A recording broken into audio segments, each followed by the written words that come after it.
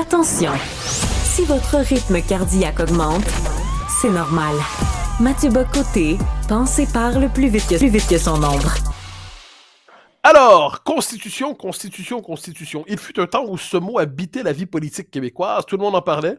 Un jour, c'est devenu un sujet d'un ennui absolu, apparemment, plus personne n'en parlait. Et là, le gouvernement Legault se dit peut-être pouvons-nous, pour le Québec, développer une stratégie d'affirmation nationale dans le cadre canadien où nous pourrions explorer les pouvoirs non utilisés, non occupés, mais potentiellement présents dans la Constitution canadienne. Donc, retour de la vie constitutionnelle, mais à travers une initiative québécoise. Pour en parler et y comprendre quelque chose, Patrick Taillon, professeur en droit à l'Université Laval. Patrick Taillon, bonjour. Bonjour. Alors, je présente les choses, un comité créé pour explorer les possibilités d'autonomie présentes dans la Constitution canadienne, possibilités pour l'instant inexplorées. J'ai l'impression d'y voir la trace d'un des membres du comité, Guillaume Rousseau, qui parle d'unilatéralisme québécois, donc une stratégie d'affirmation interne à la Constitution. Que comprenez-vous de la création de ce comité? Ben, d'après moi, c'est un comité qui a pour mission de croiser deux réalités. La première, les besoins du Québec. Et là, c'est assez facile et je dirais que là-dessus, le chantier des demandes traditionnelles du Québec est quand même assez documenté. Il y a matière à réactualiser un petit peu. En 2024, l'enjeu immigration, démographie, poids politique du Québec dans le Canada est certainement très présent. L'avenir de notre autonomie ou de notre souveraineté culturelle dans le Canada aussi.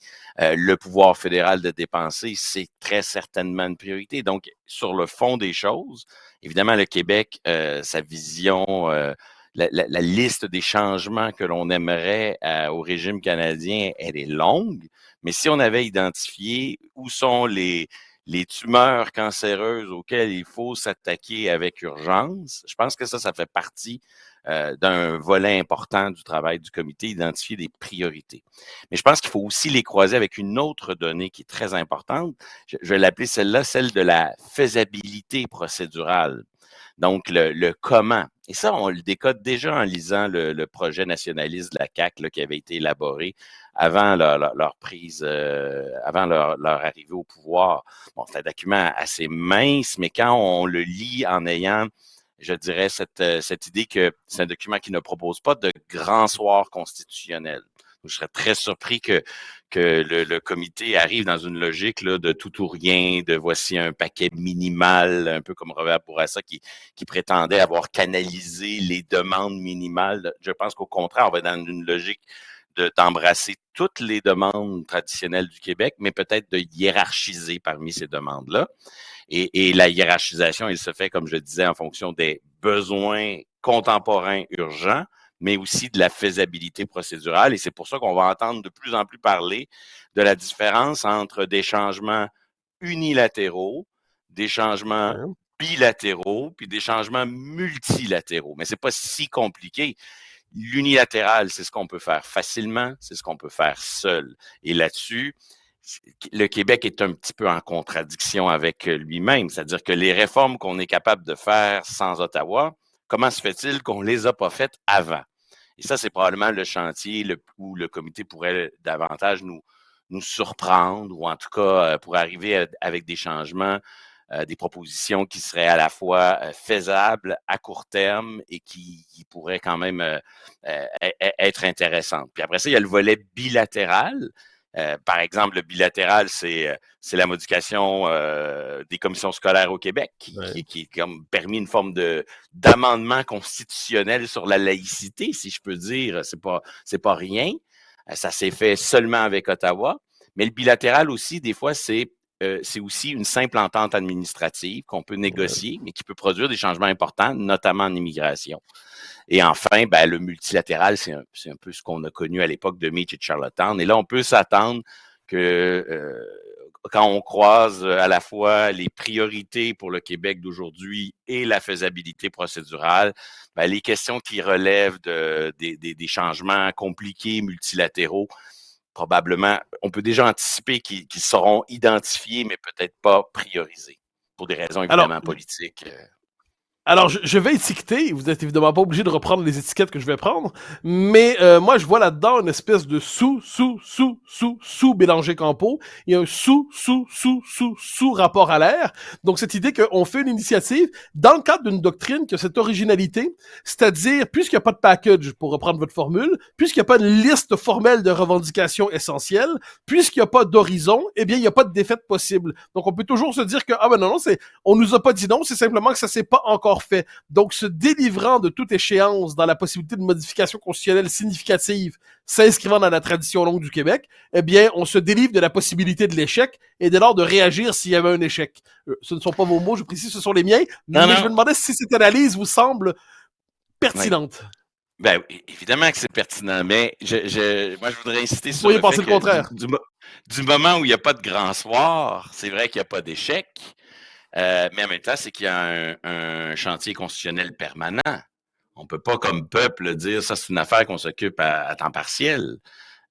Donc, la défense des intérêts constitutionnels du Québec, c'est pas une affaire occasionnelle. Là. C'est un truc ça prend des efforts perpétuels, continus.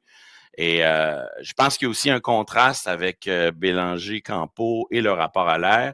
Je pense à cette époque-là, on cherchait beaucoup à répondre « Que voulons-nous maintenant? » Et on cherchait beaucoup à bâtir des consensus de fond sur vers dans quelle direction on s'en va. J'ai l'impression que ce comité, oui, il est représentatif de différentes tendances, de différentes familles politiques, mais il a aussi une forte dimension technique.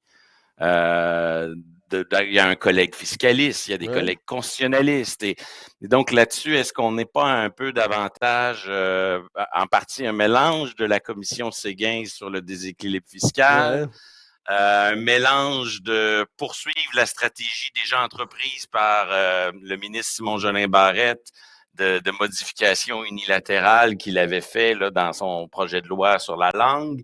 Donc, j'ai l'impression qu'on est davantage dans moins la recherche du quoi faire, mais la recherche de qu'est-ce qu'on peut faire, une stratégie, comment le faire, une espèce d'espace entre l'administratif qui évidemment a déjà tout documenté ça et a des idées bien arrêtées, et peut-être un gouvernement qui se cherche là des priorités d'action. Et donc, je pense qu'il y a une dimension stratégique et technique au comité qui évidemment, il y avait une dimension stratégique dans Bélanger-Campo, mais je pense que le moment Bélanger-Campo, c'est un moment où on se dit qu'est-ce qu'on fait après l'échec. Et là, peut-être qu'on a intériorisé l'échec et qu'on cherche des stratégies pour vivre avec. Vous m'y conduisez. Moi, je dirais, il y a trois grandes traditions de réforme. Ça. Il y a la tradition indépendantiste qui dit on part tout simplement. Il y a la tradition, donc ça, c'est la rupture du lien constitutionnel. Il y a les autonomistes classiques qui disaient, on peut dire que ça aurait pu être la CAQ. Il nous faut un changement de régime fondamentalement pour réformer durablement le Canada avec une reconnaissance formelle et durable, une nouvelle architecture constitutionnelle où le Québec verrait sa différence fondamentalement marquée. Je dis pas qu'il n'y a pas de point de passage avec le premier, la souveraineté association pouvait en être un. Là, j'ai plutôt l'impression, parce que je donnais deux premières références, j'en donne une troisième, c'est le rapport Couillard québécois, notre façon d'être canadien, qui consistait à dire, globalement, le Canada, on l'accepte. Donc, c'est sûr qu'il y a plein d'aménagements qui sont possibles à l'intérieur, mais la base de cette réflexion, c'est que le Canada est l'horizon indépassable de cette réforme constitutionnelle qu'on pourrait souhaiter, qui pourrait être administrative, qui pourrait prendre son temps. J'ai l'impression que la CAQ, de ce point de vue, s'inscrit dans cette troisième tradition qui repose sur la censure de la possibilité de l'indépendance pour ensuite espérer probablement faire des gains remarquables en autonomie administrative dans la gestion du tourisme. Vous comprenez ce que je veux dire par là? C'est difficile de situer le rapport de cette coalition à la question constitutionnelle, à la question de l'avenir politique du Québec. Je pense qu'il y a autant de positions sur la question qu'il y a de membres de cette coalition qui reste quand même un peu arc-en-ciel. Et je pense qu'à cet égard, le Québec a besoin d'un comité comme celui-là pour voir un peu plus clair sur les urgences, les priorités, les stratégies et les moyens procéduraux accessibles qui sont à notre disposition. Mais cette famille politique-là aussi a besoin, il lui reste 2 ans pour agir, a besoin de compléter un peu les quelques bons coups qui ont été faits. puis aussi d'avoir des idées claires pour la prochaine élection.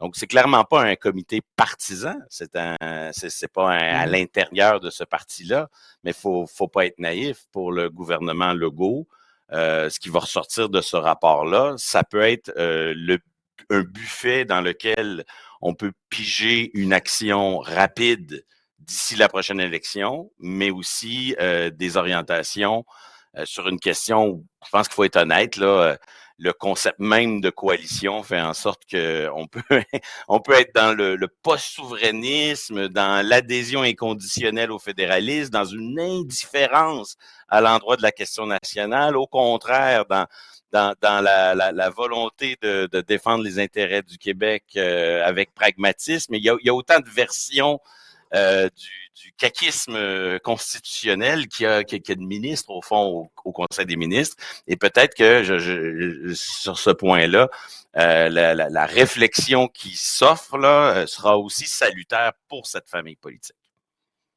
Patrick Taillon, professeur en droit à l'Université Laval, merci infiniment pour vos lumières ce matin. Merci à vous.